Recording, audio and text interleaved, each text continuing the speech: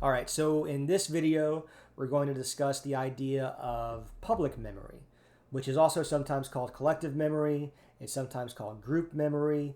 The terms are kind of interchangeable, although in your readings, the author doesn't like to use the term collective memory necessarily. He sees them as two different things, and I guess technically they are, but for the purposes of this class, these terms are all going to be interchangeable. Group memory, collective memory, community memory, whatever you want to call it.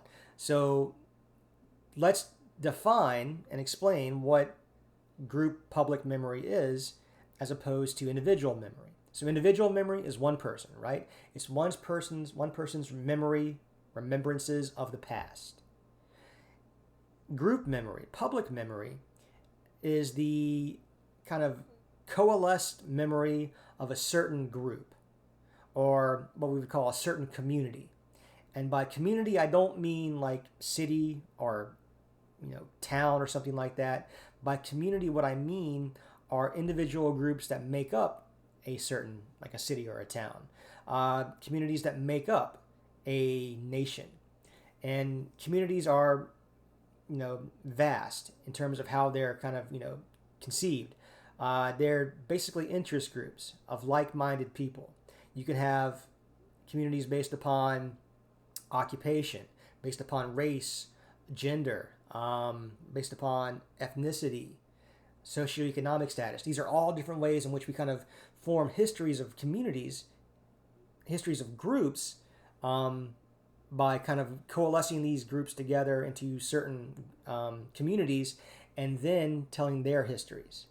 Now, just like individual memory, whenever groups form their own unique histories, there are some issues. They will, just like the individual memory, kind of sometimes pick and choose what they want to remember or forget things over time. And you see that a lot in community type of memory. Some communities will completely forget the bad stuff that happened to them. Others won't. Others will remember it. But some will consciously forget about it or try to subdue it, get it out of the way. This can be a conscious idea, this can be a subconscious idea, but generally groups, what they like to do is to put their best foot forward. They want to tell you a history of their group without all the negative baggage. They want to show you the good stuff. And a lot of times this can take on the form of what's called heritage, or heritage of a group like, let's say, like Irish. Their heritage, they're going to accentuate the interesting aspects of their heritage. You're going to accentuate the positive aspects to a certain degree of their heritage and omit the other stuff, right? So sometimes heritage is kind of seen as history, but really what it is more of just kind of like a self-promotion or PR for a certain group. So that's important to remember, is that heritage is not always history. It's kind of like the best foot forward version of your community's history. But community history as a whole, for each individual group, is kind of this patchwork to a certain degree of the things we want to remember about ourselves and the things we choose to not remember about ourselves for one reason or another. And one of the interesting things about community history and community histories and as part of groups is that the dominant group sometimes gets to tell the story for a location, like a nation or a state or what have you. And that dominant group will sometimes omit other groups from their history. But because groups maintain their own histories, they can keep those alive, even though they're not part of the dominant historical record.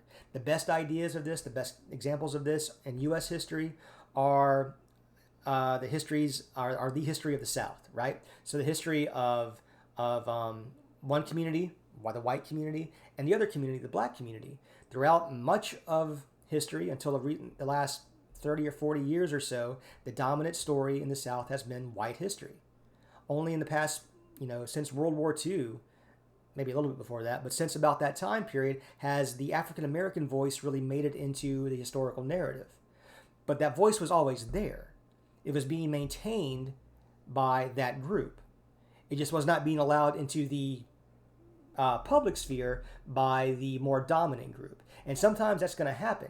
Now, there is no official history of America, right? There is no government-sanctioned history of the United States. That happens in authoritarian countries, where you only know one history kind of laid out by the government. Here, we come to consensus over time of what history is, which is why history is always changing. It's not static in this country.